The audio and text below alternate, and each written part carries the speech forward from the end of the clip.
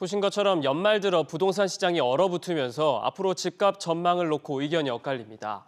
장기적으로 집값이 30% 폭락할 거란 어두운 전망까지 나오는 가운데 반대로 금리가 내려가면 반등의 기회가 마련될 수 있다는 관측도 나옵니다. 자세한 내용 정윤영 기자에게 들어보겠습니다. 자, 정 기자, 당분간 집값 하락세가 이어질 거다 이런 전망들이 나온다고요. 네, 이 내년 상반기까지 집값이 반등할 요인이 크게 없는데요. 아직까지 경기가 완전히 회복되지 않은 가운데 높은 금리 수준이 이어지고 있고요. 또 무주택자들에게 인기를 끌었던 특례 보금자리론이 중단되면서 자금 조달이 어려워지는 등 복합적인 요인이 영향을 미칠 것으로 보입니다. 얼어붙은 주택구매 심리라든지 또 계절적인 비수기 영향, 금리 인하 시점이 2024년 상반기보다는 하반기 가능할 것으로 예상돼서 당분간 이제 내년 상반기까지는 지금과 같은 조정 흐름이 이어지지 않을까 싶습니다.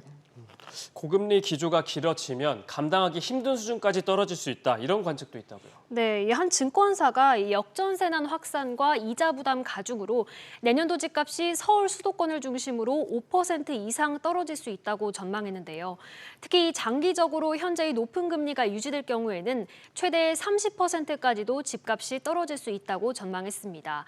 10억 원짜리 집이 7억 원이 될 수도 있다는 겁니다. 이런 예상도 있는데 반면에 또 집값이 오를 수도 있다 이런 전망도 있죠. 네, 맞습니다. 먼저 전문가 의견부터 들어보시죠.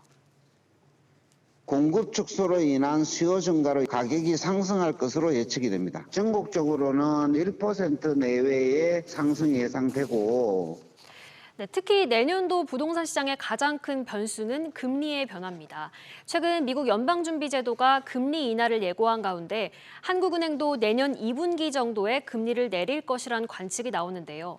금리 인하에 따라 집값이 영향을 받을 것으로 보입니다. 이 밖에도 내년 4월 총선을 앞두고는 이 부동산 관련 정책들도 변수가 될 것으로 보입니다. 그렇군요. 정 기자 잘 들었습니다.